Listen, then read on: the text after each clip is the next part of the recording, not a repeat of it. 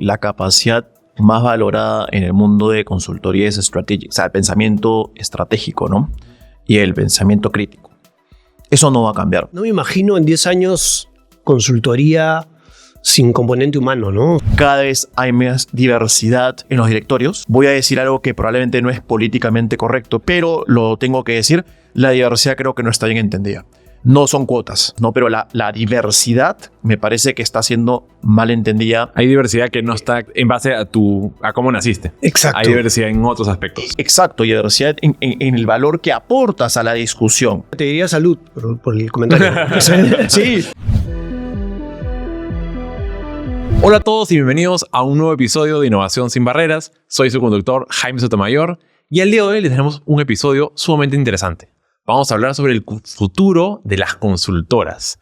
Y para eso hemos traído a dos personas sumamente interesantes. Mauricio Andújar, que es partner en Vivaldi, y a José Tafur, que es partner en PwC, o también conocido como Price.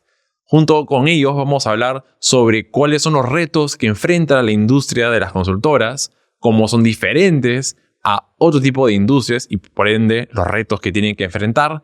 Hemos visto cómo es el futuro de dichos espacios y cómo, por ejemplo, la inteligencia artificial ha venido a cambiar un poco la regla de juego, cómo las podemos aprovechar, como también qué cosas tenemos que tener mucho cuidado. Este episodio tiene incluso más temas, pero con eso les dejo un poco el interés. Ahora vamos con Mauricio y José. Hola a todos. Estamos aquí listos para conversar con Mauricio Andújar y José Tafur. Vamos a hablar hoy día sobre el futuro de las consultoras. Y nada, para dar inicio a esta conversación voy a pedirles a ambos que se presenten, cuenten un poquito sobre su trayectoria profesional, las cosas que han venido haciendo, que los han llevado al rol que tienen actualmente. Y como Mauricio ya es de la casa y ha sido, de hecho, ha participado en el episodio número 1 de este podcast, le vamos a dar la prioridad para que te presentes. Adelante, Mauricio. Primero que nada, muchas gracias por la invitación. Súper interesante el tema a tocar. Para compartir un poco de mi experiencia y mi background, yo los últimos 10 años de mi vida, principalmente a lo que me he dedicado es a diseñar nuevos productos, nuevos servicios y nuevos modelos de negocio, principalmente enabled por la tecnología, ¿no? Tanto trabajando con empresas corporativas grandes, ¿no? O sea, empresas consolidadas, pero también en una época tuve la oportunidad de crear un venture studio y tuve la posibilidad de trabajar con emprendedores en etapa temprana, ayudándolos, convirtiéndonos, digamos, como su partner estratégico de diseño y de tecnología para poder ayudar a crear los MVPs y lanzarlos a mercados y tener esta early traction. Entonces, mi experiencia viene de trabajar con corporativos muy grandes, pero también, por otro lado, con founders en etapa bien temprana. Hoy, hace más o menos unos 2 años, me uní como partner a Vivaldi. Vivaldi es una consultora global. Principalmente nos enfocamos en proyectos de innovación y transformación, todo lo que es demand driven, ¿no? Ayudar a las empresas a identificar nuevas oportunidades de crecimiento que conlleven a nuevas marcas, nuevos productos, nuevos servicios, nuevos modelos de negocio. Y mi rol principal en la empresa es, 1, ayudar a la empresa a desarrollarse en el mercado latinoamericano, y 2, es poder construir un offering más end-to-end. O sea, que las cosas no queden tanto en un pipeline, un concepto, un pipeline, un roadmap, sino realmente llegarlas a diseñar, construir y lanzarlas al mercado. Buenazo. De hecho, en el podcast también hemos tenido a Ana de Vivaldi, que es senior partner, si no me equivoco, y hemos hablado de esta intersección de la educación y la tecnología. Si no lo han escuchado, el episodio es bien bacán. Está en inglés, porque Ana habla inglés, pero vale muchísimo la pena escucharlo, si aún no lo han hecho. Efectivamente, una de las industrias que a mí personalmente más me apasiona es la educación. Creo que las industrias donde podamos tener mayor impacto en la vida de las personas, ¿no? Salud, educación, CPG, finalmente food también, ¿no? Uno es lo que come. Uno, como es el dicho, uno es lo que come, ¿no? Claro. Entonces, de hecho, son de las industrias que más me interesan y en las que más he venido trabajando estos últimos años. Buenazo. Bueno, nuevamente, bienvenido otra vez al podcast, Mauricio. Bueno, José, te doy a ti la palabra para que nos compartas un poco sobre ti, tu trayectoria, las cosas que vienes haciendo, ¿no? Y tu rol también en PwC. Perfecto. Muchas gracias, Jaime, por la invitación. Mauricio lo conocía hace un tiempo, también por Shift, en realidad. Bueno, mi historia es un poquito más corta en consultoría comparada con la de Mauricio. En realidad sí tengo 22 años de experiencia en Price. Yo me creé en auditoría, realmente auditoría financiera. O sea, los malos de la película que vienen sí, un poco tal cual, ¿no? Los cuadriculados. Sí. Y bueno, desde hace 5 años se inició un proyecto bonito en Price Perú. Se creó un laboratorio de innovación para experimentar, para comenzar a hacer cosas, digamos, diferentes por cómo veníamos. Y me dieron el liderazgo de ese laboratorio de innovación que comenzó en el área de auditoría específicamente. Se dieron las cosas, crecimos como equipo, cambiamos muchas cosas a nivel local, compartimos algunas cosas a nivel regional. Y se me dio la posibilidad de escalar esto a nivel de firma, y hoy lideramos un laboratorio de innovación con cerca de 25 personas que no solamente tienen el rol de ser un laboratorio de innovación, sino ya el peso encima de transformar la cultura de innovación de la firma, transformar de alguna manera los servicios que hoy ya son de alguna manera moneda corriente y los conocemos en una consultora como Price, pero a su vez crear nuevos servicios. Y ahí es donde viene el reto, y miraba también los podcasts la vez pasada, y ese tema de cómo separar realmente un laboratorio de innovación, la parte del exploit, del explore, muy interesante. Y asociándolo con lo que tenemos en Price, hemos tratado de hacer eso de una manera empírica de un inicio, hoy ya cada vez más profesional de alguna manera. Y digamos que ya este es el mundo en el que espero estar el resto de mi vida profesional, porque creo que realmente es lo que aporta a poder de alguna manera sostener un negocio, cambiar vidas también, ¿no? Buenazo. De hecho, ahora lo que voy a decir, Mauricio me lo va a contradecir, pero a veces, ¿no? Cuando digo, oye, qué raro encontrar a alguien que, digamos, es gerente de riesgo e innovación, y luego escuchar otro caso de que en el área de auditoría se genera innovación, como que para mí son el antítesis. Pero Mauricio probablemente me va a decir... A ver, la verdad hay dos miradas ahí, ¿no? Primero, depende cómo lo frame, porque al final la innovación está presente en todo lo que hagamos, sea en toda cadena de valor de un negocio, en toda industria. Y por otro lado, yo sí he visto a varias personas que vienen del lado de riesgos, que les ha ido muy bien en innovación, porque claro, es un punto de partida el trabajar en riesgos, ¿no? Pero al final en innovación hay este concepto de innovation accounting, ¿no? Y al final la innovación es un proceso de de-risking, ¿no? Entonces tú tienes que buscar, conforme vas avanzando en el proceso y tienes más claridad y menor incertidumbre de lo que estás haciendo, vas a invertir más. Lo que no tiene sentido es asumir un riesgo innecesario y comenzar a invertir millones de dólares en una iniciativa donde hay poca claridad y bastante incertidumbre. Entonces, creería que en verdad la mayoría de personas que trabajan en innovación efectivamente son más consumer-centered, no necesariamente la mayoría de gente que yo conozco directamente que tienen gerencias de innovación o trabajan de forma indirecta liderando procesos de innovación más, digamos, cerca a la estrategia de crecimiento y desarrollo de las empresas, vienen de funciones mucho más cercanas al consumidor, ¿no? Y claro, hay una ventaja por ese lado, pero creo que si entendemos también los modelos y los procesos de riesgos, también nos permite poder abordar los procesos de innovación, justamente por ese de-risking factor que te comento. Totalmente. Bueno, antes de arrancar, quiero hacer un pequeño public-cherry. Este episodio también es especial porque contamos con 2 personas que son miembros de empresas socias de Shift, y además Mauricio ha sido uno de los socios fundadores de Shift. Para los que no están al tanto, Shift es una asociación de innovación, es una entidad que ayuda a empresas a conectarse, compartir las mejores prácticas de innovación. Tengo el gusto de ser director ejecutivo de esa entidad y veo como que este tema salió de una conversación dentro de este espacio de Shift, donde queríamos explorar diversas industrias y cuál era el futuro de cada una de ellas. Y claro, el tema de las consultoras es una que quizás considero no se habla lo suficiente, porque hablamos mucho de qué va a pasar en la banca, qué va a pasar en industrias, qué va a pasar en productos que quizás son muy centrados en el consumidor final, pero no nos pensamos a preguntar, oye, empresas consultoras que su consumidor final es una otra gran empresa o el gerente general de una gran empresa. Entonces, hoy queremos explorar eso y creo que el punto de partida está en cuáles son los retos que está enfrentando esta industria que los está forzando a adaptarse, ¿no? Como quizás otras que ya hemos ido mirando. Entonces, nuevamente, vamos a partir quizás contigo, Mauricio, como ya que estés desde la casa, para que tú arranques dándonos una perspectiva. ¿Qué retos has encontrado en este espacio? ¿Por qué crees que consultoría tiene que evolucionar? Y si quieres lo puedes centrar en tu perspectiva de tu industria o abrirla un poco más. Sí, bueno, a ver, efectivamente, desde mi perspectiva, las industrias que más han cambiado y evolucionado son aquellas que tienen una relación mucho más cercana al consumidor en el día a día, ¿no? Porque finalmente que drive ese cambio es el consumidor, el usuario, ¿no?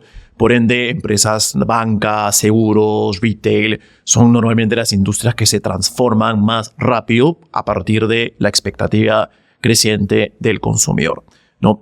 Y en el caso del mundo de consultoría, donde nuestros clientes son las empresas, suelen ser las empresas más grandes y consolidadas en diferentes rubros e industrias, te diría que yo lo que veo es que los últimos 5 años ha habido un cambio significativo en un aspecto, sobre todo, que es el time to value. Y que tiene que ver con que antes las fases de planificación primero duraban mucho más tiempo. Y por otro lado, el strategic planning te diría que era un poco más rígido. Hoy en día sigue siendo extremadamente relevante. Obviamente pasaron por un proceso de planificación estratégica. Pero te diría que son sprints más el uso de sprints y más corto el tiempo. ¿Qué es sprint un poco para darle contexto a los que nos escuchan? Es un proceso en el cual te enfocas en ciertos elementos de la planificación estratégica, ¿no? Entonces, y por otro lado, también te diría que hay una necesidad de también ser lo suficientemente flexibles, porque como las cosas cambian tan rápido, hay cosas que uno puede planificar que es bien high level, ¿no? Pero otras que pueden cambiar, ¿no? Porque las expectativas del consumidor cambian más rápido de lo que esperas, porque viene un COVID, porque las reglas de juego, las industrias, por un tema legal, cambian, porque el día de hoy el caso del Perú, y en verdad no solamente es el Perú, el mundo entero es un caos y creería que en verdad es el caos eterno en el cual vamos a vivir. Entonces, creería que el time to value y la flexibilidad es cada vez más relevante. Y antes de ese siguiente cambio, o sea, son para hacer un paralelo, porque siento que se parece mucho. Yo vengo del mundo de software, de sistemas, y claro, vimos esa transición de diseño de un proyecto al estilo waterfall, ¿no? Cascada, y que cada etapa tiene que terminar y planificas proyectos de 3 años y en el año 3 recién sale al mercado y caballero, eso es, ¿no? Porque no puedes hacer deploys parciales, porque claro, eran otras épocas, y vimos cómo cambió a usar otras metodologías tipo Scrum para poder sacar de manera mucho más ágil y rápida, iterativa, las iniciativas. Siento que esa misma metodología se transformó al mundo de la planificación estratégica en las organizaciones. Totalmente, y la necesidad de experimentar, ¿no? Yo soy un fiel creyente de que el papel puede aguantar todo, ¿no? Entonces, si el papel aguanta todo, pero tú tienes convicción de que ese es el camino estratégico que tiene que seguir la empresa, lo primero que tienes que hacer es delimitarlo y lo segundo es testear. No tiene sentido esperar 3 años para lanzar un nuevo producto, no tiene sentido esperar 3 años para, no sé, demorarte 1 año y medio para definir tu Capability Building Program y luego comenzar a hacer el deployment y luego contratar a los proveedores y los vendors para que te vayan a hacer el deployment. O sea, pasaron 3 años y no entrenaste a nadie. Eso lo puedes ver en cualquier strategic initiative de una empresa, sea capability building, sea entendimiento de las oportunidades de creación de valor para el consumidor, donde lo veas. Al final la experimentación es clave. Y lo otro que te comentaba es que creo que es bien obvio, pero creo que en el mundo de consultoría lo ves, creo que es here to stay. O sea, a diferencia de otras industrias y otras empresas, donde post-COVID, con todo el tema del talento global, trabajo remoto, creo que hemos regresado un poco a cómo se vivía pre-COVID. Te diría que en el mundo de consultoría, al menos en mi caso y lo que veo en Vival y empresas, digamos, de la competencia, es que cada vez el talento es global, el pool de talento es global. Yo estoy trabajando proyectos actualmente, por ejemplo, para una empresa de educación que tiene operaciones en México y en Perú, y estoy trabajando con alguien de UK, estoy trabajando con alguien de Ecuador, estoy trabajando con 2 personas de Estados Unidos, y en realidad claro, hay un tema de idioma que es una variable, hay otro tema que es el conocimiento de la industria, y un tema no menor que creo que en el mundo de consultoría a veces se deja mucho de lado los intereses personales, ¿no?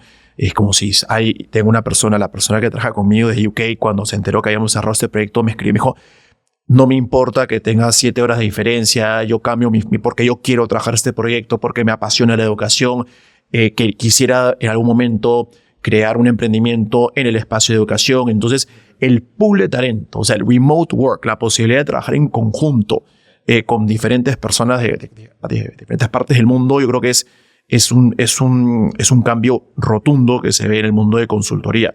Pre-COVID, te diría que, por ejemplo, Vivaldi tiene oficinas en Nueva York, en Londres, en Múnich y Hamburgo.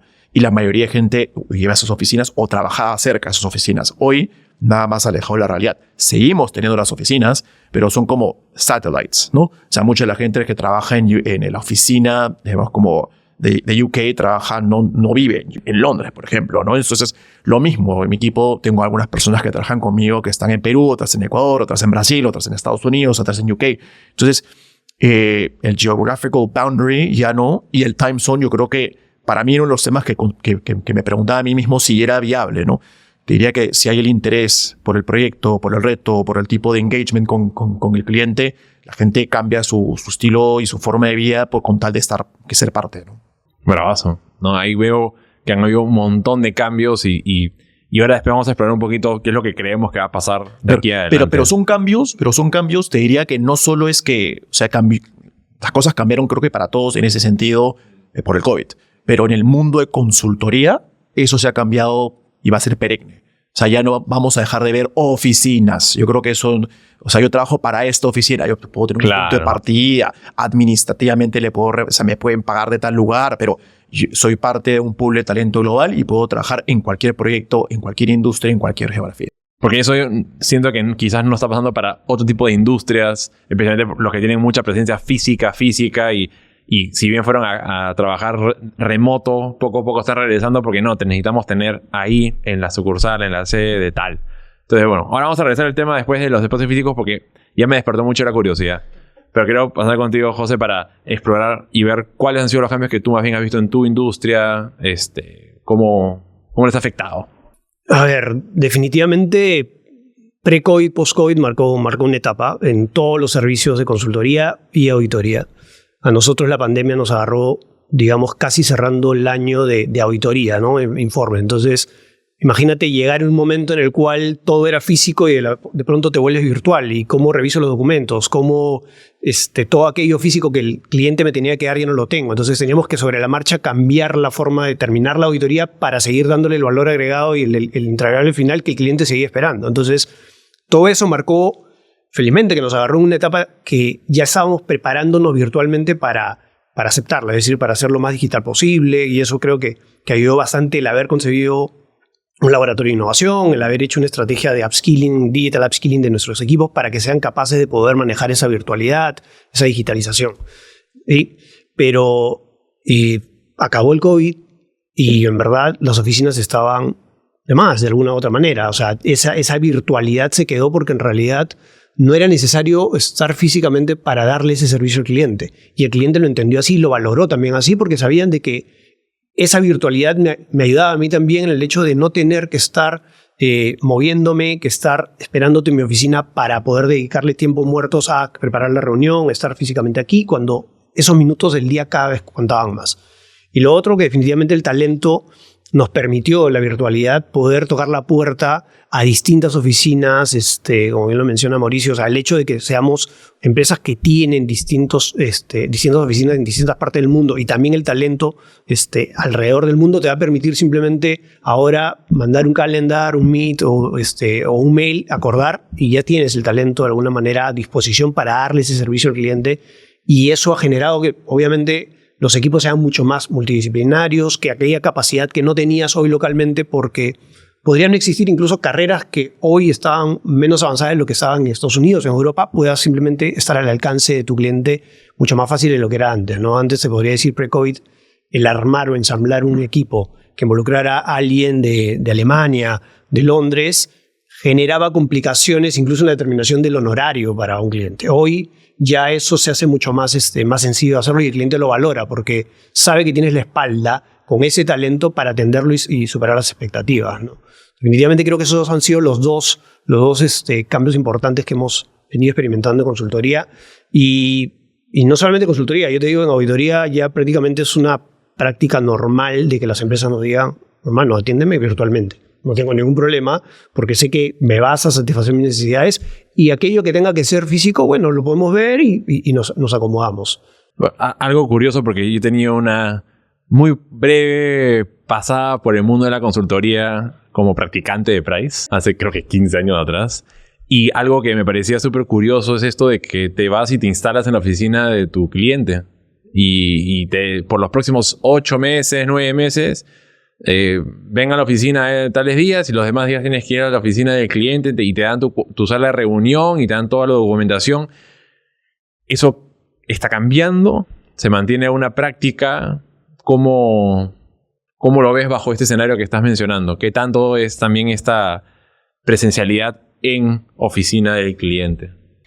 O sea, en nuestro caso no es ese nuestro modelo de operación. O sea, digamos, nos contratan para servicios, digamos, más end-to-end y no necesariamente como... Pero ahí end-to-end, porque ya lo has soltado la frase, ¿qué significa?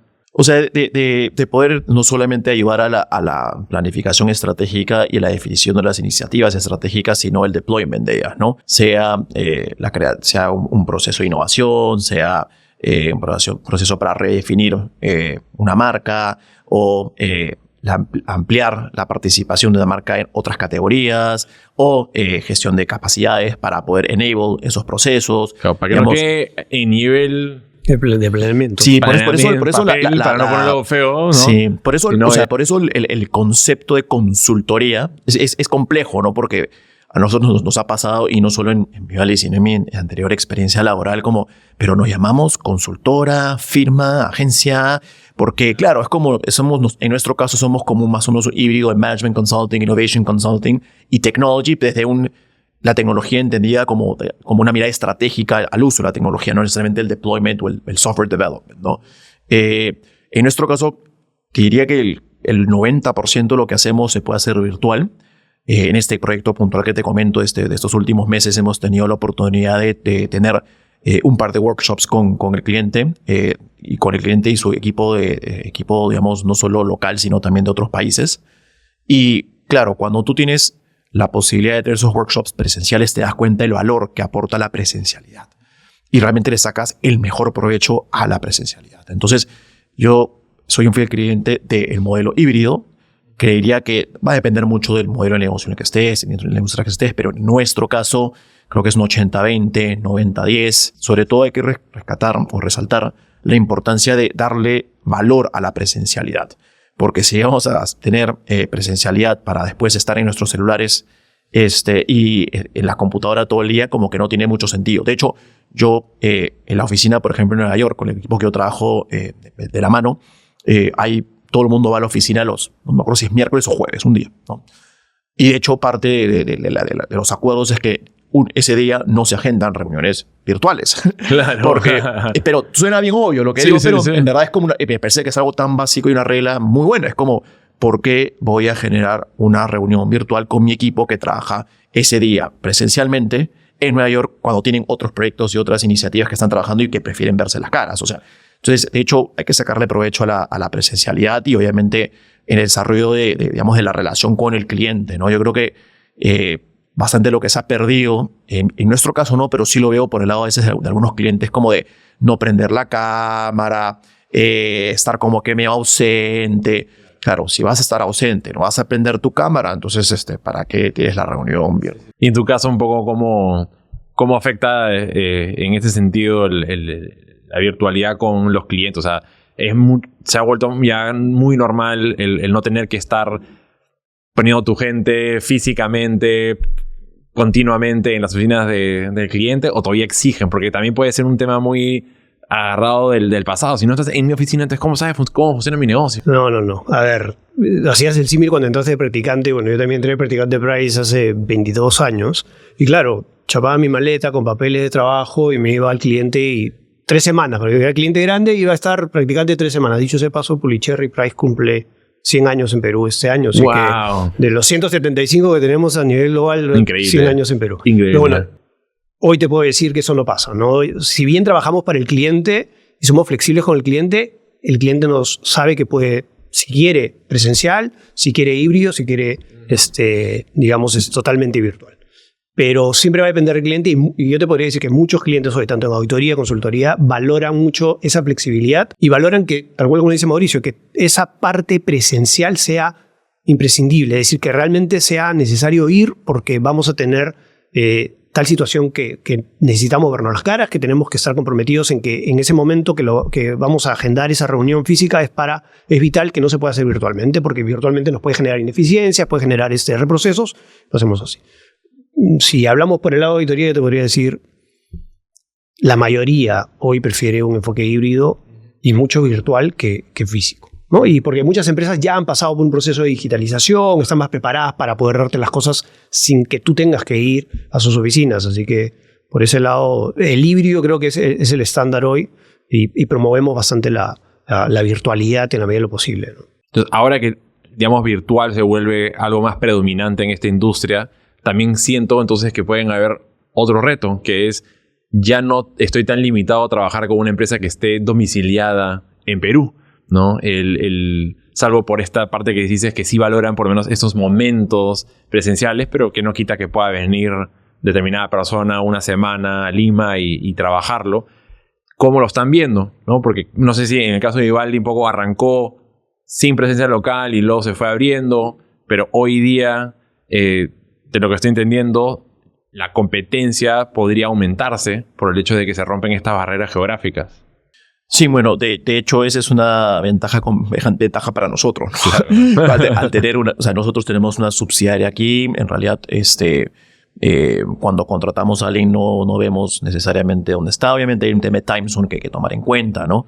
Pero para nosotros más bien es algo positivo. Por eso podemos trabajar con un equipo global para diferentes clientes en diferentes industrias y diferentes geografías. Yo personalmente este último año he trabajado con un cliente en UK, 2 en Estados Unidos, 1 Perú, México. Entonces, la verdad que esta flexibilidad creo que más bien es ventajosa para empresas globales. Ahora, eso no quiere decir que no haya una importancia de tener un equipo local, y porque si estamos trabajando, por ejemplo, en el mundo de educación, hay que entender claramente el contexto social, ¿no? Y el contexto del país y el contexto del usuario, y para eso hay que entender, digamos, dónde vive y cómo es su día a día y cómo es su vida. Y para eso, obviamente, todos los procesos de investigación a nivel cualitativo se hacen in situ, se hacen contextuales, pero eso lo puede hacer alguien de cualquier parte del mundo que tenga esas habilidades viniendo. Entonces, yo creo que el movimiento, la flexibilidad y el poder moverse es crítico, no necesariamente el tener a la persona perenne en un espacio físico o en una geografía física específica, ¿no? Ahora, siento que veo que los retos vienen porque hay competencia en temas geográficos, un poquito ya con eso me queda un poco más claro.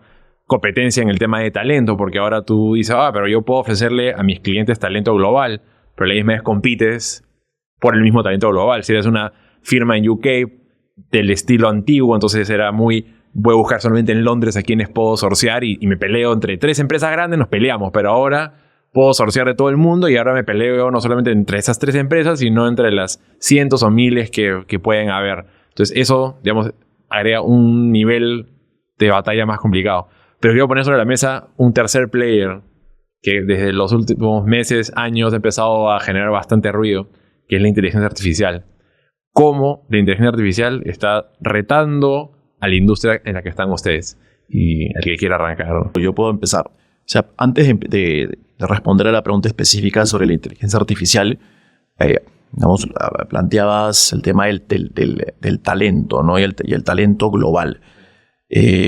Yo creo que eso ya es algo que es como, para mí hay cosas que son no-brainers, no negociables. Cualquier persona puede trabajar para cualquier parte del mundo y eso está here to stay. O sea, eso no va a cambiar. O sea, eso es... Ahora, empieza en el caso de tu firma o de tu firma en general. Yo te diría que porque en general. Hay bancos que se limitan a no solamente podemos trabajar de tal... Pero te diría que, o sea, es como... no es que el cambio lo ves hoy de forma, digamos, sistémica y de todas las organizaciones piensan igual, pero creo que hacia adelante eso es lo que va a pasar, ¿no? Entonces, por eso es la importancia del saber trabajar remoto, ¿no? De saber autogestionarte, ¿no?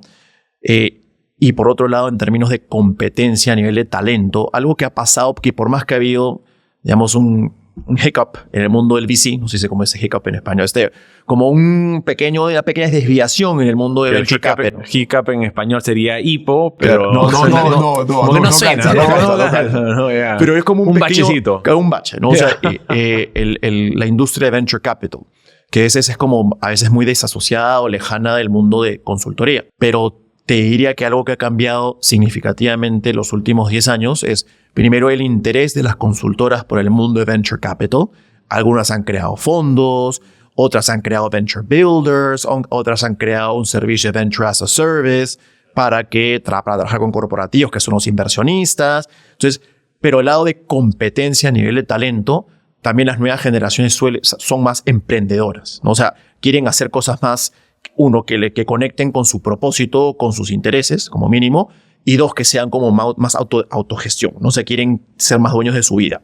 Entonces, cuando compites por talento, con la cantidad de plata que ha habido en venture capital, también compites con esa plata, porque al final, en términos de talento, mucho ese talento joven, ¿no?, quiere tener acceso a ese capital para poder hacer realidad sus sueños, ¿no? Y entonces hay una competencia. Eso es lo único que quería comentar sobre eso. Pero si quieres, antes de pasar ahí, no sé si quieres comentar algo sobre talento. Mete tu cucharita. Sí, igual mira, por el lado de Price, no solamente Price, en realidad creo que las Big Four en temas de consultoría y auditoría también, ya lo vieron esto con algunos años de anticipación, el tema de esta guerra por talento.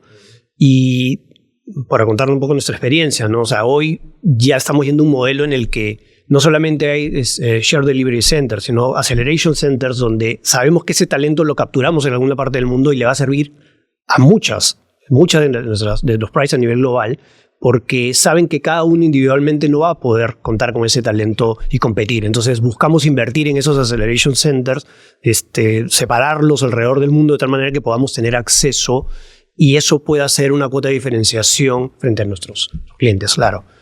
Hay que crear esos Acceleration Centers, hay que fondear esos Acceleration Centers para que no sean simplemente un trabajo de rutinario, de alguna manera. Esto sí está en un nivel más de una especificación técnica, una especialización que así nomás no la consigues y que pelear en cada ciudad es complicado, ¿no? Entonces yo creo que por ahí el futuro, digamos, también de la consultoría viene en que podamos apalancarnos en esos Acceleration Centers para diferenciarnos, ¿no?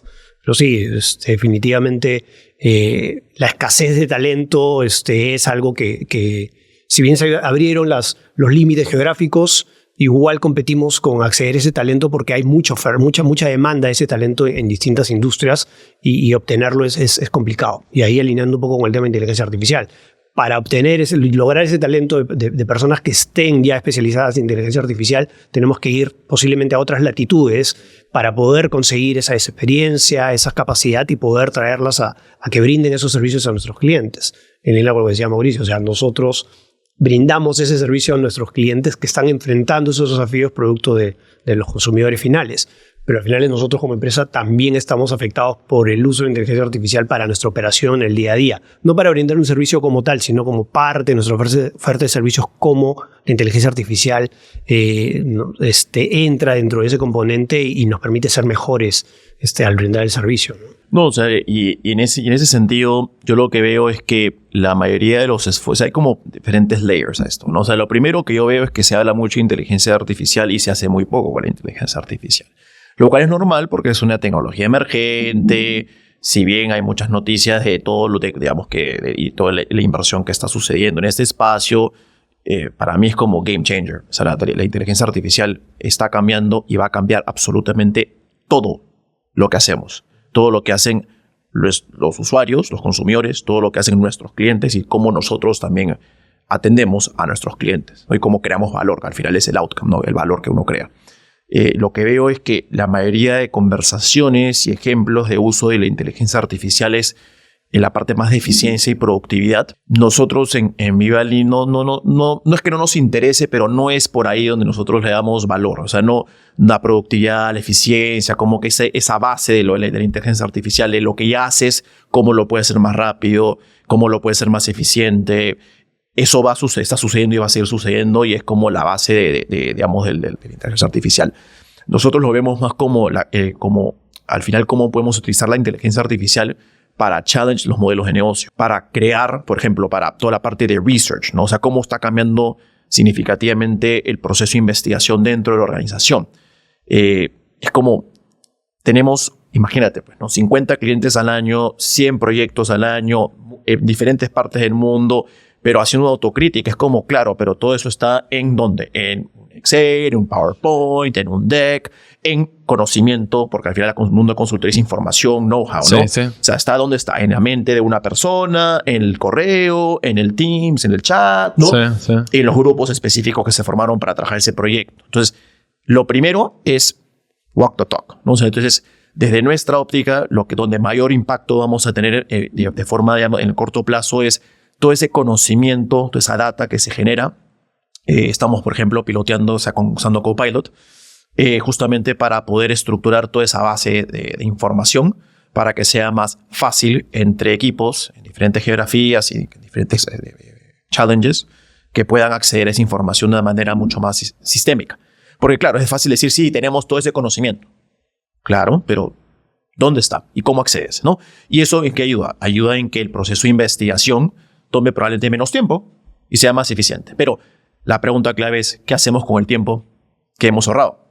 Hay que invertirlo en la generación de valor. Y es ahí donde nosotros podemos tener un mayor impacto, ¿no? En justamente poder leverage esa cantidad de información, esa data, para poder tomar decisiones, para poder generar experimentos, para poder testear. O sea, mucho se ha hablado de este layer de productividad, ¿no? Pero en la parte de investigación, yo creo que eso está bien claro lo que va a suceder, cómo podemos utilizar herramientas tan digamos, que existen el día de hoy como Copilot. Ya estamos trabajando en ello. Vamos a reducir nuestro tiempo en el proceso de investigación para poder invertir más tiempo en la parte estratégica. Pero también la parte creativa es súper interesante porque hay tantas herramientas cuando uno, por ejemplo, quiere testear un concepto, ¿no? Y claro, es como te demoras la vida viendo el concepto, diseñando, no sé, la ilustración, la gráfica, el video. Nosotros hoy en día estamos utilizando herramientas digamos, con AI que nos permiten, por ejemplo, crear digamos, en tiempo real puedes crear, el prompt es más importante. Si creas la historia, haces el prompt y te crea un video, se crea, digamos, con Midjourney, puedes crear todo un journey del journey map que has hecho. Y luego puedes traducir ese journey map en un video. Y luego puedes dar un prompt específicamente para la creación de un concepto sobre cómo puedes resolver ese pain en ese journey, ¿no? Entonces, todo eso, lo increíble es que personas que no tienen las capacidades de diseño, si realmente inviertes, no sé, 2-3 semanas de tu vida, puedes leverage. O sea, y realmente no necesariamente te digo para un acabado final, no, sino para poder testear conceptos. Entonces, la parte de concept testing se puede hacer para prototipar, para concept testing, es súper útil, ¿no? Eso yo creo que también es como, hablar un poco más de las herramientas, más como de creative use para los procesos estratégicos de innovación, de marca, ¿no? Cómo puedes leverage esos tools para poder testear varios de estos conceptos, ¿no? Y lo otro es, yo lo que creo es que en términos de AI va a ser más especializado el AI. La siguiente fase del AI va a ser la especialización del AI para ciertos contextos, ¿no? O ciertas industrias o ciertos use cases. Uno que yo he visto hace muy poco que me pareció súper interesante y partiendo del interés no sé si por decisión estratégica o por coincidencia en la vida de la firma de tener mucha experiencia en el mundo de CPG. O sea, el tema de food pairing, ¿no? El otro día estuve en un evento y vi esta herramienta de food pairing súper interesante porque te decía, por ejemplo, uno de los dolores más grandes de empresas globales es cuando quieres comercializar tus productos en otras geografías, ¿no? Entonces, claro, todo lo que te demora la vida, testear, ¿no? Cuando en realidad hay tanta información el día de hoy consolidada que te puede permitir acceder a los palates, o sea, a los gustos, ¿no? O sea, el gusto local en base a toda esa información. Entonces tú puedes agarrar y decir, este producto, o sea, no sé, de comida o de un beverage, ¿no? O sea, en un país como Brasil, ¿cómo podría, que tiene este tipo de, ¿no? Entonces, por eso parte no solamente es el AI, es cómo lo usa, ¿no? Pero sí veo que hay como una tarea pendiente en el mundo de consultoría, en el lado de no solo verlo como una herramienta más de productividad, tanto para el lado de cliente y también para el uso interno, sino cómo replantear tu estructura y tu cadena, o sea, cómo tú creas valor para el cliente. En nuestro caso, te diría que donde más foco estamos teniendo es justamente en replantear todo nuestro proceso de research para dedicarnos cada vez más tiempo a preguntarnos qué hacer con esos insights, ¿no? Y comenzar a prototipar, como te decía, con este tipo de herramientas. Bravazo. Me suena interesante y bueno que hagas esta distinción de los ámbitos distintos que puede entrar AI y dónde para cada uno ponerle más atención, ¿no? ¿Ustedes cómo lo vienen trabajando? Sí, no, hay que mirarlo como productividad y creatividad, ¿no? Y creo que en productividad o sea, la inteligencia artificial ha tenido en comparación a otras tecnologías, ha tenido una curva de adopción muy importante, ¿no? Muy rápida en los últimos meses, en los últimos años, y uno si proyecta qué va a pasar el próximo año, y ahorita creo que no lo podrías decir porque avanza tan rápido que ya van saliendo más cosas. En la parte de productividad, o sea, digamos, al ser también una firma global, hay una inversión fuerte por sumarse a la ola lo más rápido posible, ¿no? Entonces ya desde la parte de productividad hemos logrado por lo menos una primera ola en auditoría de involucrar inteligencia artificial para poder darle esa capacidad al colaborador de poder hacer mejor su trabajo, ser un mejor profesional, darle mejores insights al cliente, analítica de datos, automatización de procesos, OCR, que automáticamente captura un documento y ya te suma o te linkea las cosas para que tú, esa parte operativa, termines tú sacándotela de encima y comiences a dar más insight, ¿no? Y donde comenzamos a trabajar más. Esa productividad hoy te podría decir que va a venir una siguiente ola, sobre todo en auditoría, en la cual vamos a pasar ya a un modelo, la data entra, ya la persona no tiene que programar ni tiene que utilizar inteligencia artificial, simplemente ya está automatizado todo para que los insights salgan y tú, como auditor, comiences a hacer las verificaciones, le des ese insight al cliente, pero ya viene la parte generativa. Y en la parte generativa, ahí es como en consultoría vamos a comenzar a trabajar, ¿no? Ya auditoría creo que va a quedarse en la parte de productividad y lo que venga va a ser simplemente eficiencia, pero en consultoría ya, por ejemplo, con OpenAI, con Harvey ya tenemos alianzas desde hace un año, menos de un año, y hemos comenzado a pilotear cosas en Perú, igual, pensando en la productividad de la persona, del abogado, en el área de litigation, por ejemplo, para poder hacer mejor el trabajo. En la parte de creatividad, coincido con Mauricio, ¿no? Aún, por lo menos a nivel de Perú, nosotros al ser una firma global y al tener una marca que hay que cuidarla constantemente, cada software que nosotros vamos a utilizar para propósitos internos, el cliente tiene que pasar por un examen exhaustivo de qué puede pasar y qué no puede pasar.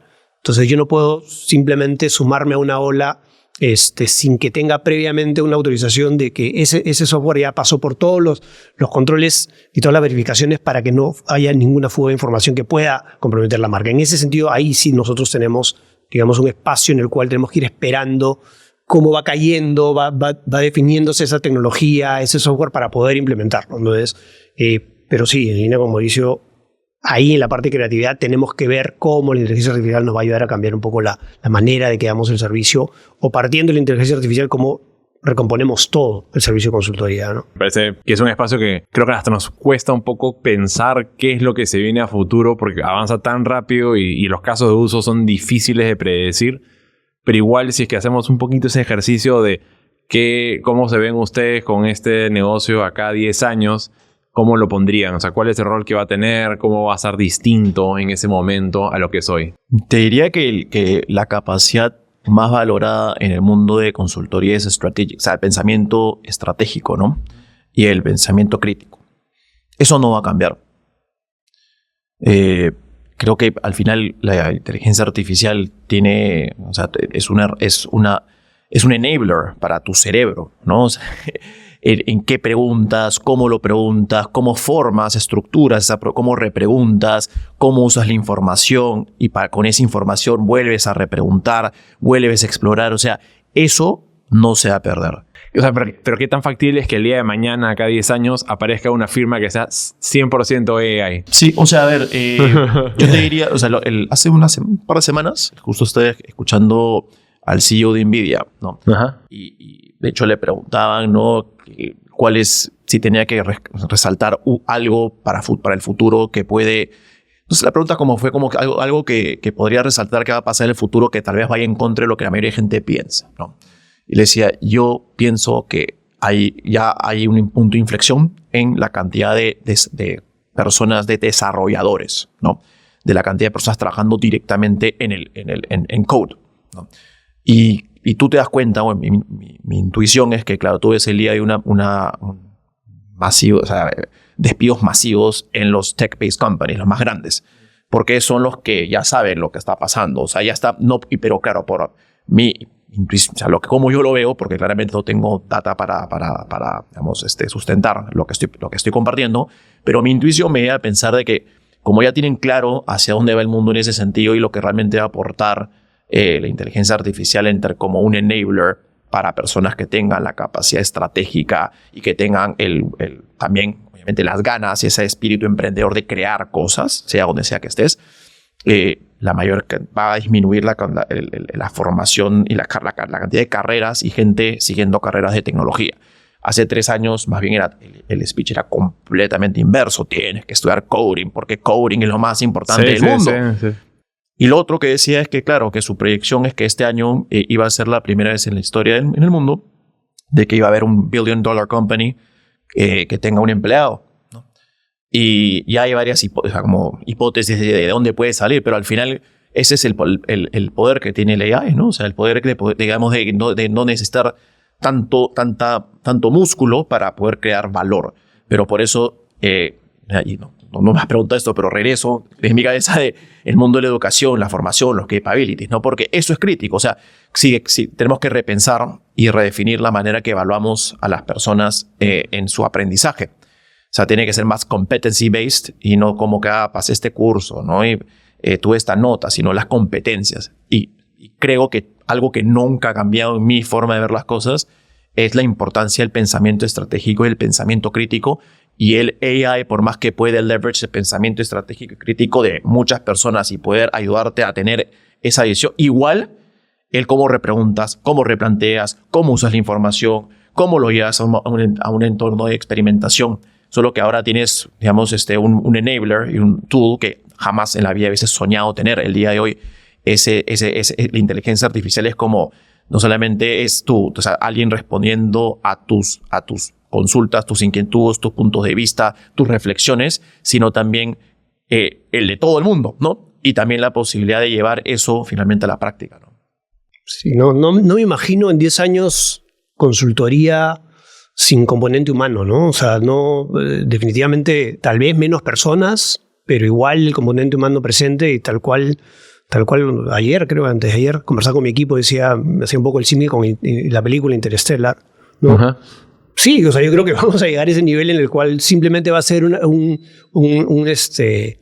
una calculadora, no una computadora, va a ser básicamente un asistente personal que te va, obviamente, mucho más rápido darte la data, darte información, darte ciertos insights que tú vas a tener que encadenar, que vas a tener que exponer, que vas a tener que sacar conclusiones y entregarlas. Entonces, claro, hoy lo estamos diciendo de acá a 10 años. Ayer en el Data Summit decían, nadie puede realmente hoy decir qué va a pasar en 10 años, pero digamos, sí, o sea, yo creo que la inteligencia artificial, por lo que ha avanzado, va a cambiar definitivamente la manera como vamos a manejarnos en sí, en todas las industrias, en la vida cotidiana. Yo hoy, no sé, mi hija tiene 10 años, la otra tiene 5 años. Yo sinceramente no sé en secundaria cómo va a llegar, qué va a estudiar, cómo la inteligencia artificial, haciendo referencia a Mauricio con la educación, o sea, cómo vamos hoy a esos niños pensando en lo que va a ser la inteligencia artificial en el futuro, lo vamos a preparar para eso, ¿no? Pero sí. Ahí me mencionabas, de hecho, mi hijo tiene 14 y está utilizando, por ejemplo, la plataforma de Alex de McGraw-Hill. De hecho, por coincidencia de la vida, nosotros hemos trabajado bastante con McGraw-Hill en Estados Unidos y varios de los proyectos que han sido más de las plataformas, ¿no? Una de ellas es Alex.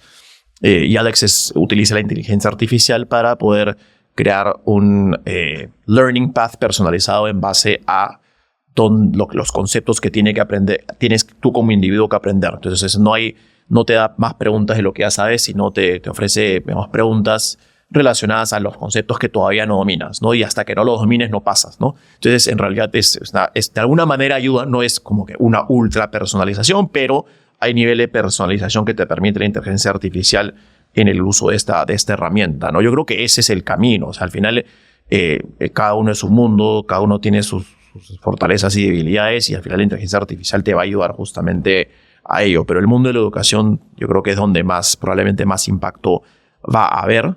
La educación desde mi óptica es muy cara en el mundo. Creo que la tecnología y la inteligencia artificial como enabler va a hacer que a través de esa tecnología la educación se democratice y eso va a ser, digamos, muy provechoso para el mundo. Ahora, creo que estamos hablando de todo lo positivo del AI. Yo suelo tener siempre una visión positiva de las cosas, pero sí veo bastantes detractores en todo nivel alrededor del mundo sobre la inteligencia artificial y creo que justamente ¿cuál es el dicho? Es with great power comes great responsibility. El tío Ben Spider-Man dice eso, ¿no? Entonces, pero es que es verdad. O sea, claro, no estamos tocando estos temas, pero también hay que tener mucho cuidado, ¿no? A mí una de las cosas que más me preocupa y donde yo sí creo que es necesario justamente lo que comentabas del factor humano siempre es los biases que se crean, ¿no? Hay que tener mucho cuidado con los biases que se crean a través del uso de la inteligencia artificial. O sea, los sesgos, sí. Esos sesgos, todos tenemos sesgos. A mí me da risa cuando le pregunto a Aikwet, yo no tengo sesgos. Como, todos tenemos sesgos. Entonces, si todos tenemos sesgos y la inteligencia artificial finalmente se alimenta de todos nuestros sesgos, va a tener sesgos. No es que va a netear el sesgo y no tener sesgo. Va a tener otro tipo de sesgo. Entonces, hay que tener mucho cuidado con eso. Creo que también falta... El siguiente paso es yo no suelo no ser alguien a favor de regular todo, pero creo que es necesario en este caso, ¿no? O sea, sí he visto, para nada soy conocedor del tema, ni mucho menos expertos, pero sí he visto que hay un esfuerzo, específicamente en Perú, he visto que hay un esfuerzo de comenzar a, como mínimo, hablar del tema y ver cómo se aproxima la regulación a la inteligencia artificial. Creo que es necesaria.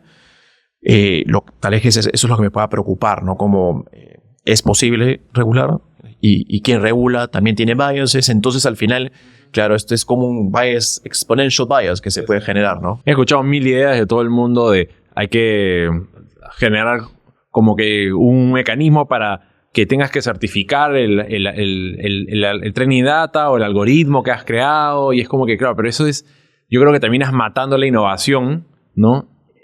Pero sí estoy de acuerdo que en determinados escenarios, cuando ya pones en producción o hay un ambiente, o sea, si va a ser usado para el mundo médico, igual como hay el HIPAA, ¿no? Este tipo de certificación, ok, hace sentido ahí, ¿no? Pero nunca vas a poder detener la inteligencia artificial y especialmente porque open source es muy fuerte, cualquiera podría agarrar un modelo, bajarlo, empezar a implementarlo. Dependiendo dónde vas a poder regular. Pero por eso mismo el factor humano, el pensamiento crítico, el pensamiento estratégico, porque al final... O sea, tú el día de hoy te presentan un contenido y puedes detectar, o sea, no necesariamente, tú puedes tener una opinión sobre si es bias o no. Personalmente yo ahora, los últimos 6 meses, me adicto a las series en general, en streaming, y cada vez veo demasiados sesgos en el contenido. Entonces, pero es cada vez más, entonces, claro. Pero, o sea, no sé si cada vez más o fácil ahora te estás dando cuenta de más. Porque siento que, por ejemplo, en televisión siempre he habido eso. En prensa siempre he habido sesgo. O sea, en todos lados hay sesgo. Y más bien siento que ahora estamos yendo hacia un espacio donde podemos controlar mejor eso. Porque cuando tú pides información, por lo menos tienes las fuentes como para poder corroborarla. Pero por eso el pensamiento crítico es clave. Porque por más que podamos nosotros leverage todo el conocimiento, toda la data que hay con todos los clientes que se trabajan y todo al final, hay que tener mucho cuidado con la recomendación. Cómo uno interpreta esa información, qué uso le da y qué recomendaciones le da. Porque al final, claro, nos hemos salido un poco nos hemos ido al lado más personal, el consumo, pero desde el punto de vista del mundo de consultoría, de servicios profesionales, tenemos que tener mucho cuidado con el sesgo que está embedded en ese proceso a través de la tecnología,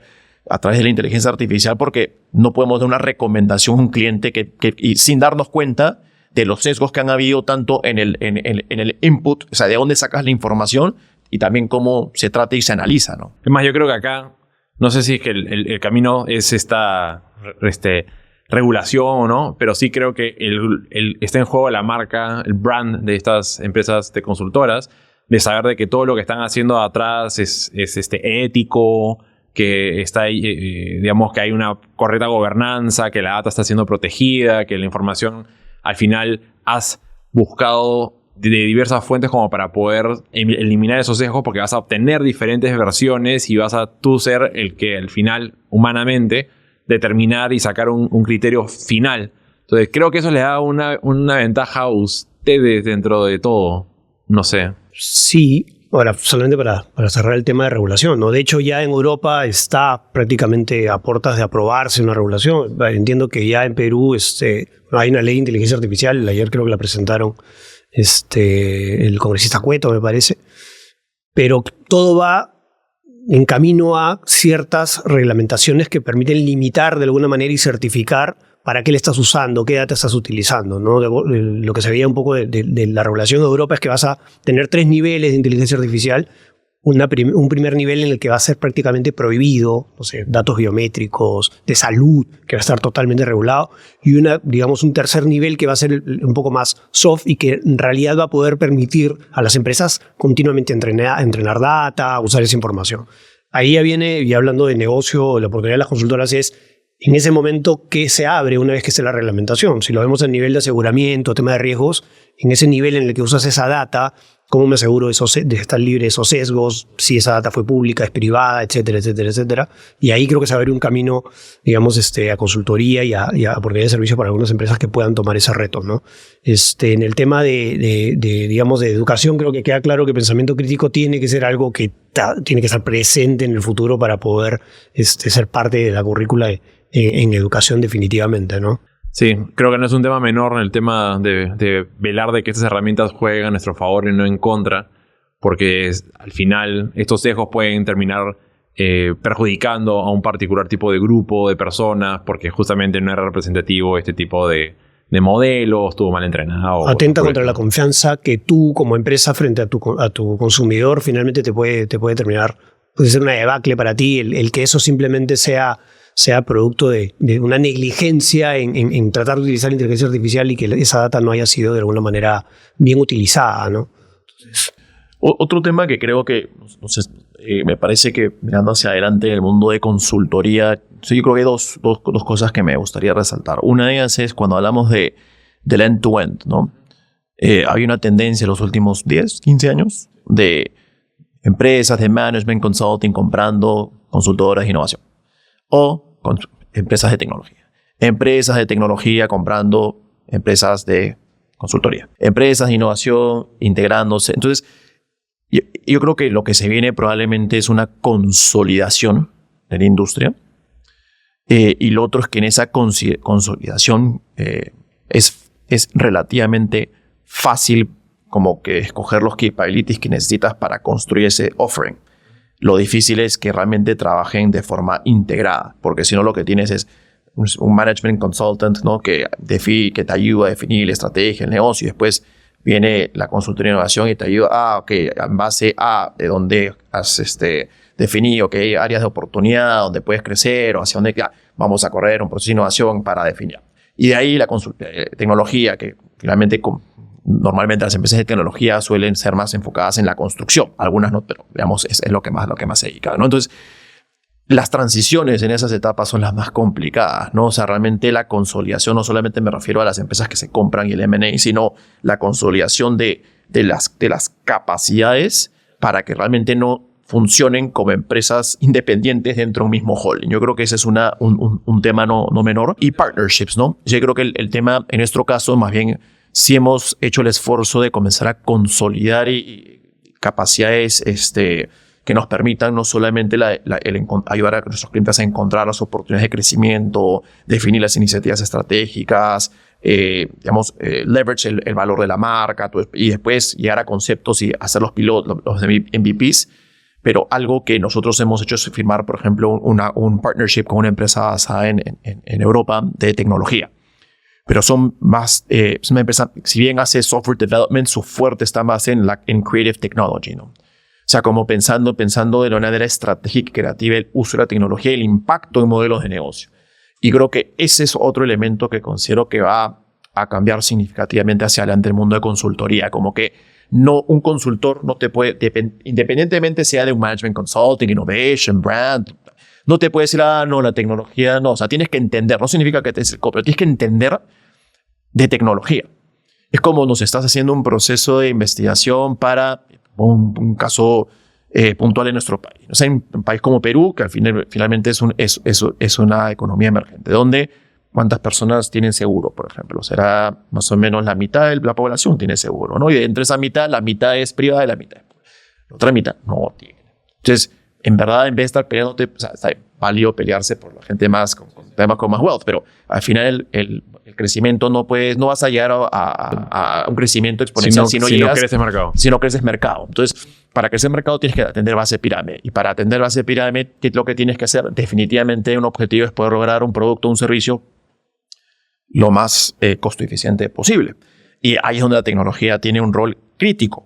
Pero si los procesos, por ejemplo, de innovación son como que es perfecto que sean user-centric, el entendimiento del usuario, sus dolores, todo lo que quieras, pero al final si no tienes entendimiento de tecnología, de cómo la tecnología, o sea, desde el research, del entendimiento de tecnología, cómo puedes, y sabiendo, sabiendo sobre las tecnologías emergentes y cómo puedes realmente leverage them desde el proceso de investigación, yo creo que eso es algo que va a cambiar, está cambiando, digamos, la importancia de la tecnología y nuevamente no como software factory, software development, sino entendimiento desde el research y en cómo uno comienza como a testear ciertos conceptos. Me parece que ese es un camino que desea explorar. Y el otro es la innovación en el modelo de negocio de consultoría, porque al final, claro, en mi caso, varios de los proyectos que al menos yo estoy más involucrado tienen que ver con innovación, o sea, growth through innovation, pensando en hacer crecer, ayudar a las empresas a crecer, pero a través de innovación. Entonces, claro, el famoso dicho, casa de herrero, cuchillo de palo, ¿no?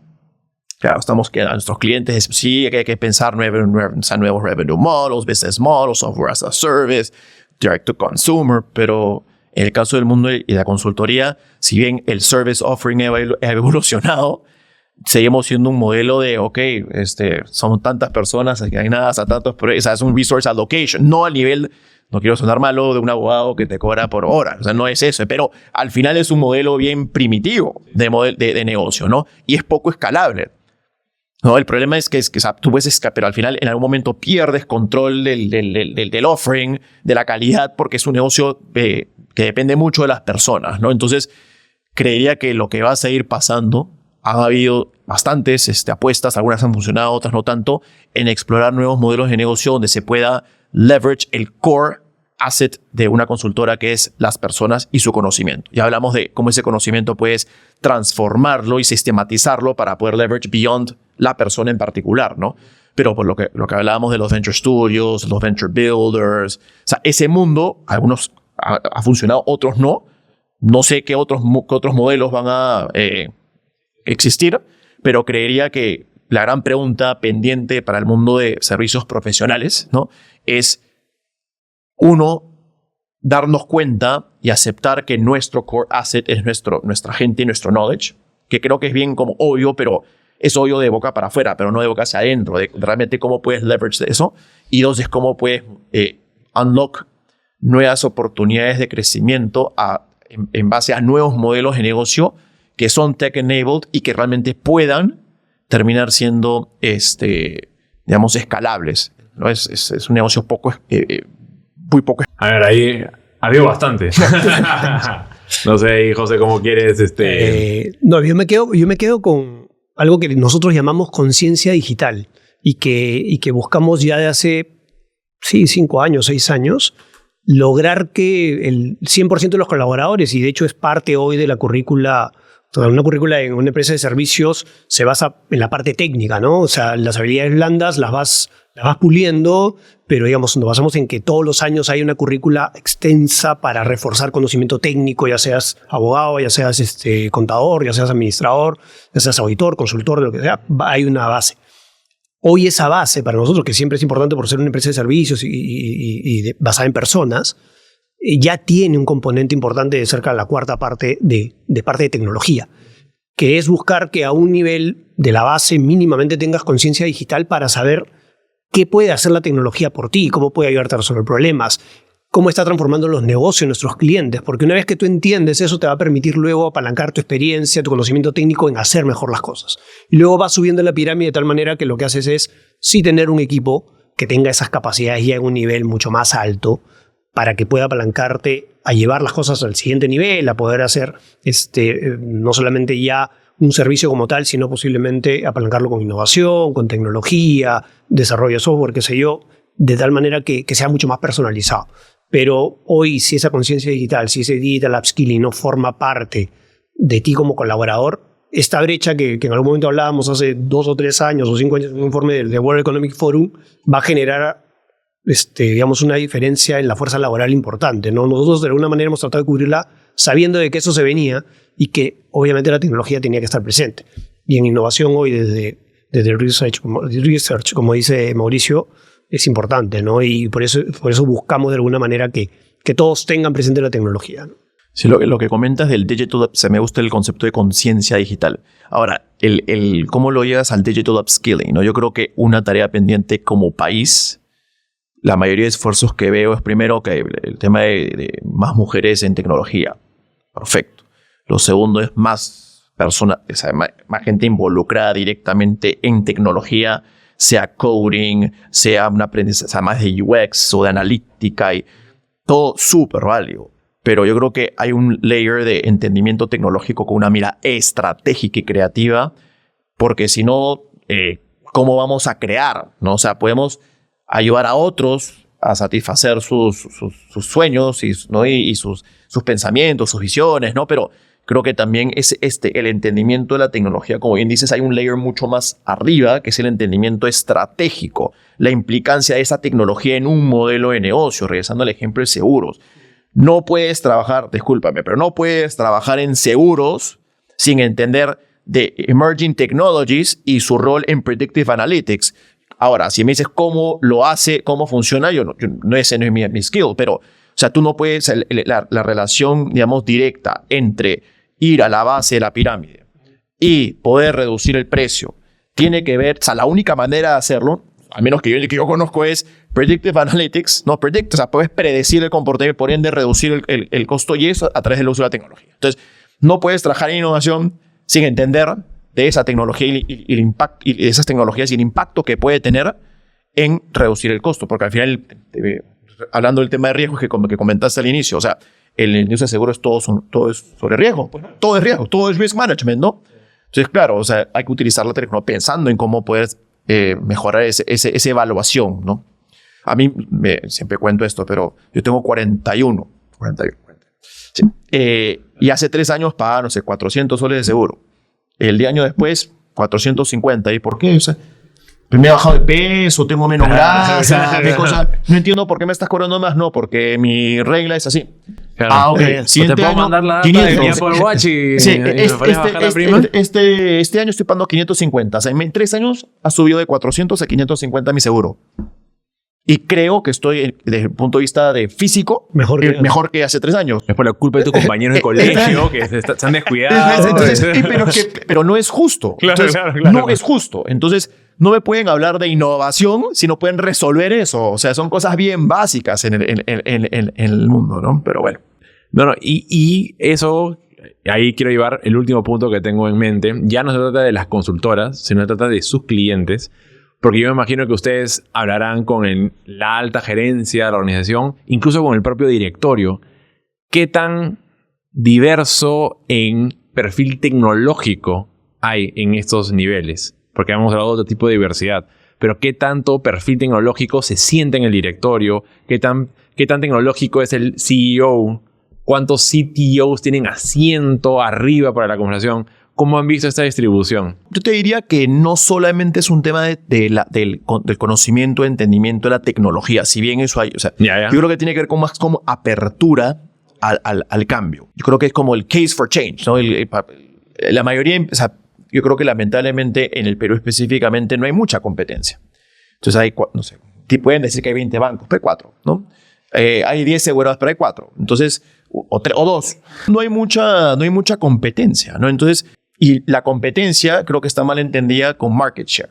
Si tú piensas que vas a crecer solo ganando market share, no es el camino, al menos no el que yo sugiero. O sea, hay que ver en qué otros entornos y otros territorios puedes crear valor a partir del conocimiento que tienes en la organización, las capacidades, el valor tangible e intangible, ¿no? Entonces, te diría que lo que sí estoy viendo es que cada vez hay más, en general, diversidad en los equipos de liderazgo. Cada vez hay más diversidad en los directorios. Voy a decir algo que probablemente no es políticamente correcto, pero lo tengo que decir. La diversidad creo que no está bien entendida. No son cuotas, ¿no? Creo que son formas de pensar. Claramente, dependiendo el género tu género, dependiendo de tu experiencia profesional. O sea, hay muchas variables, ¿no? Pero la diversidad me parece que está siendo mal entendida. Hay diversidad que no está en base a cómo naciste. Exacto. Hay diversidad en otros aspectos. Exacto, y diversidad en el valor que aportas a la discusión. Sí. Te diría salud por el comentario. Sí, porque es verdad. Falta diversidad tanto en los equipos de liderazgo como en los directorios, pero esa diversidad tiene que ver con el aporte que traes. Claro, que traes a la mesa que es diferente para que no todo sea sí, igualito. Totalmente, ¿no? Y ahí, por ejemplo, algo que no hemos tocado y sé que no nos va a quedar tiempo es como el concepto de purpose driven, ¿no? O sea, la sostenibilidad, el purpose, a todo como que este propósito mayor de las organizaciones. Yo creo que eso, por ejemplo, es algo que sí veo cada vez más como se está conversando sobre, pero no necesariamente lo veo embedded en la estrategia del negocio. Lo veo como que más algo que alguien dice, es un statement más de como un brand statement o un positioning. O poner en la web. Pero no está intrínsecamente atado a la estrategia del negocio, ¿no? O sea, no es en qué compito, qué hago, sino para qué existo. Y si tú defines eso bien, va a ser lo suficientemente específico y amplio al mismo tiempo. O sea, vas a poder de repente entrar a otras industrias, otras categorías. Y lo otro, por ejemplo, en temas de apertura desde el lado de diversidad, creo que hay un lack de colaboración. De hecho, una de las razones por la cual fundamos Shift fue por eso, fue porque considero que hay una necesidad de colaborar cada vez más. Solo automáticamente piensa 30 segundos en 4 empresas que pueden colaborar y en qué tipo de iniciativas si vas a pensar en cosas que esas combinaciones pueden aportar un valor agregado a la sociedad increíble. Totalmente. Y son como ya anecdótico, obviamente no voy a mencionar nombres, pero es increíble cómo personas del mismo grupo económico, ¿no? Empresas de diferentes grupos del mismo grupo económico se han conocido a través de Shift y nos piden conéctame con fulanito, pero si son ustedes el mismo grupo, o sea, es una cuestión de, no sé, pero nosotros somos ese conector, ¿no? Entonces, no pasa muy seguido que... Y eso ya regresando, o sea, al porqué de la conversación, yo creo que algo que sí hemos empujado muchísimo en Vivaldi específicamente es este concepto del system thinking, el ecosystem thinking, ¿no? O sea, porque pretender que una empresa puede resolver todos sus problemas sola o puede captar todas las oportunidades que tiene sobre la mesa solo es una locura. Sin embargo, ¿cuántos partnerships realmente ves, ¿no? Entonces, eso es algo que también veo hacia el mundo de la consultoría, digamos, en los outcomes, de comenzar a empujar a nuestros clientes a pensar, ya este concepto de fuera de la caja ya pasó de moda. Es como fuera de tu propio ecosistema, fuera de tu propio sandbox, fuera de tu propio digamos, feudo, ¿no? O sea, comenzar a explorar otros espacios y conectar y poder colaborar, ¿no? Sí. Mira, sí he visto que había una mayor apertura a temas de, digamos, tecnología, innovación en los directorios. De alguna manera se habla más. Pero si me preguntas, de 10 directorios, ¿qué tanto veo un peso adicional de poner a alguien de tecnología, un CTO que esté en la mesa? No hay muchos. Y los que hay posiblemente están más por la parte de riesgos o de ciberseguridad y no tanto pensando en el negocio y cómo la tecnología puede ayudar. Sí, de hecho, varias de las empresas te dirían, no, sí, tenemos el CTO, pero ¿qué ve? Él ve infraestructura, ¿no? Y entonces, claro, pero él está trayendo nuevas soluciones, está pensando en cómo cambiar el negocio. No, o sea, más es qué cosa podemos y qué cosa no se puede hacer con lo que ya existe y cuánto nos costaría cambiarlo. O sea, es muy más de cómo preservamos que las cosas no se caigan. Sí, o sea, sigue siendo todavía esa visión. He notado ciertos cambios ya en posiciones, ya ahí está la posición del CTIO, ¿no? Ya le das un poco, el CIO ya ve la parte de infraestructura, back office, pero igual todavía cuesta un poco involucrarlo. Ahora, eso no significa que ya hay un espacio de alguna manera para que los directores, sobre todo, comiencen a tener esta conciencia digital, entender la tecnología, para llevar la tecnología a las conversaciones, para que mover un poco las gerencias a que apunten hacia ello, para mover el negocio. Y ahí creo que hay un espacio donde los consultores, creo, de todas maneras podemos ayudar, ¿no? Así es. Yo creo que ahí es un lugar donde pueden hacer mucho trabajo y recomendar positivamente. Bueno, el tiempo obviamente nos mata, pero antes de irnos me gusta hacer una rápida ronda de preguntas medias random, como para sacamos el tema de encima e irnos un poquito más con otra onda. Y como hemos empezado a hablar de tecnología y AI y esto como herramienta, le voy a preguntar a cada uno para que me pueda decir, ¿no? Esta herramienta no existe el día de hoy, futurista, pero ¿qué proceso automatizarías de tu día a día? ¿Y qué otra cosa creativa te gustaría que te permitiera hacer? Puedo empezar yo por porque lo has pensado, parece. No, pero he estado todo el camino escuchando chats, audios de un grupo que tengo de fútbol. Ya es algo, digamos, completamente personal. Sí, exacto. Pero personal. Yo soy miembro de un equipo de fútbol, que es el equipo de papás del colegio de mi hijo. Y pueden decir, claro, pues es fútbol amateur. Uno lo tomamos como si fuese la Champions League, claro, y la Premier League, entrenador, preparador físico. Y siempre la queja es, el entrenador es malo, ¿no? Siempre. Vamos, este año, el próximo año cumplimos 10 años desde que empezó el equipo y hemos tenido 5, 6 entrenadores, ¿no? O sea, tampoco creo que estamos mejor que los equipos profesionales, ¿no? Y llegó un punto que dije, ya, yo quiero ser el entrenador porque, creo que conozco a la gente y mejor de lo que lo conocen los nuevos, ¿no? Pero claro, tomé la decisión en esta vez que de no serlo porque también quiero jugar. Entonces no puedo ser juez y parte. Entonces contratamos a otro entrenador y ya empezaron las quejas, ¿no? Inteligencia artificial, ¿qué me gustaría que exista? Yo creo que el día de hoy no debe ser más de 20, 30 dólares por persona ponernos el chip que nos mida no solamente el performance físico, sino el performance en términos de pelotas recuperadas, duelos ganados, todo lo que ves en la tele, ¿no? Y que el técnico sea el AI y punto. Y ahí no tenemos que pagar un sueldo al director técnico.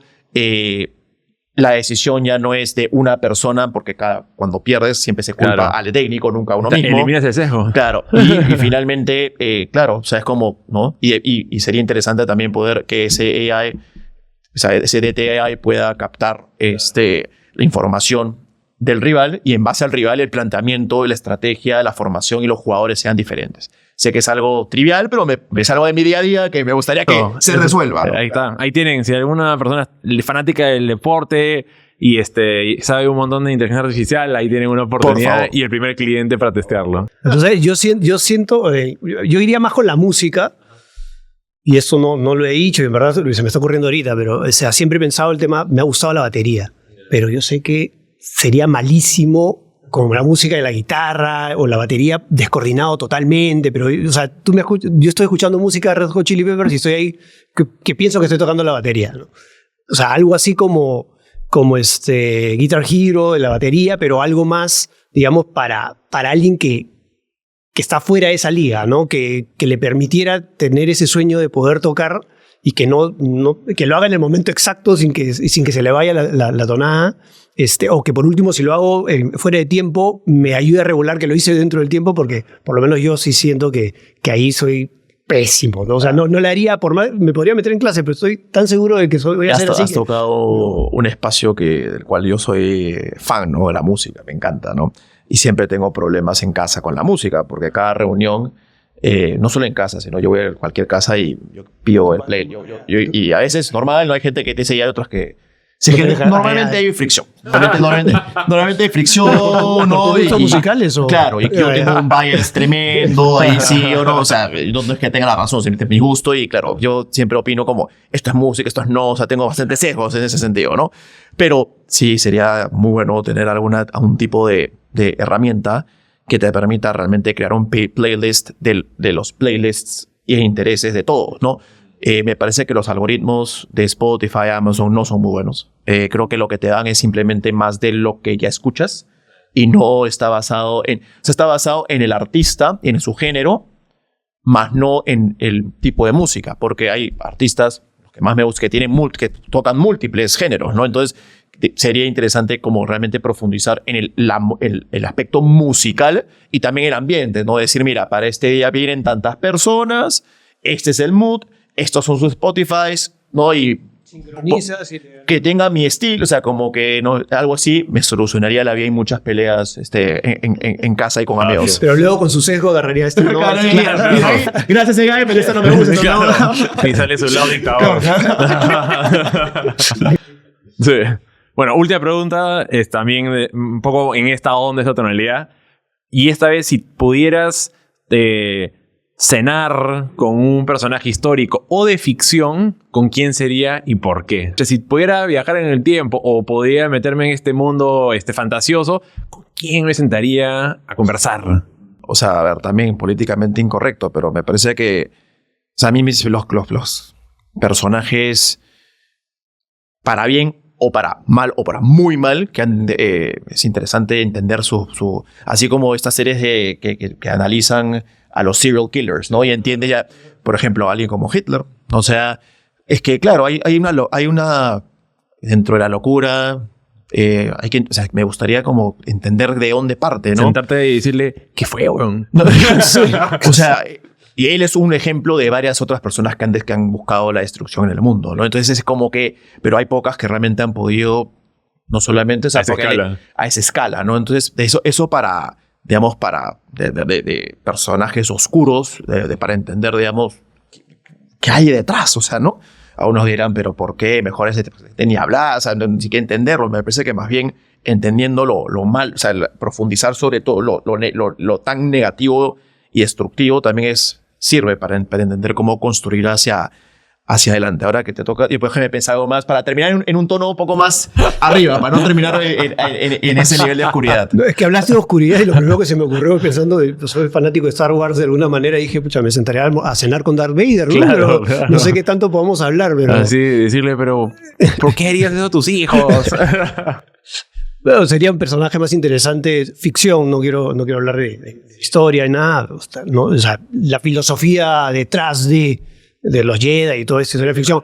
Entonces, digo, o sea, creo que me sentaría a conversar de alguna manera con el lado oscuro y con el lado de la luz. Con Anakin y con Darth Vader. Sí, pero entenderlo, ¿no? Y otra persona, yo soy fanático del fútbol y creo que generalmente cuando se hacen esas preguntas... No te voy a preguntar, hincha, ¿qué equipo eres? Porque me parece que vamos por ahí. Espero podemos terminar el capítulo en una nota en alto. No, pero, o sea, digamos, cuando uno suele hacer ese tipo de preguntas, siempre o es alguien ficticio o es alguien que ya no vive, ¿no?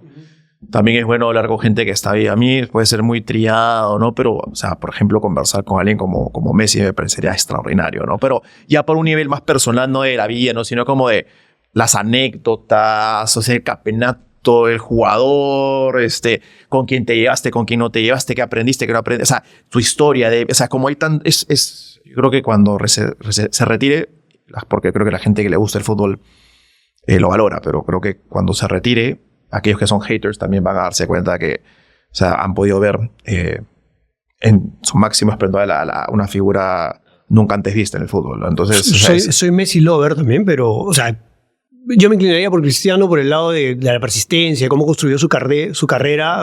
También creo que tiene ahí una historia interesante, ¿no? Hablar con alguien que todavía está vivo, me parece que sería también otra...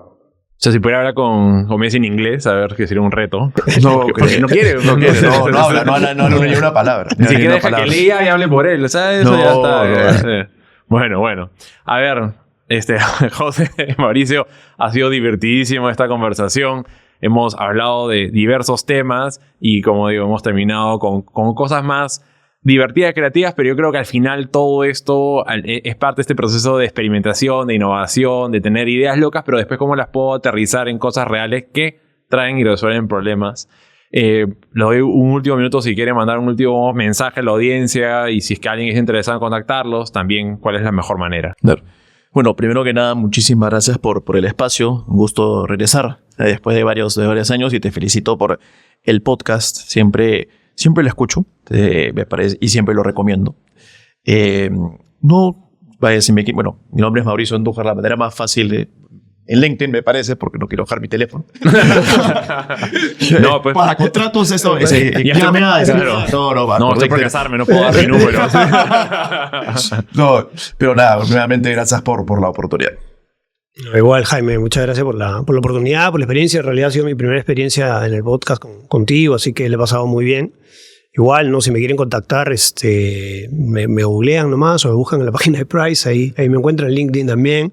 Estoy al servicio de los que quieran conversar o quieran tal vez entablar algo de negocio en consultoría, en auditoría, a disposición. Perfecto. Y bueno, en notas del episodio están el LinkedIn de ambos para que los puedan buscar.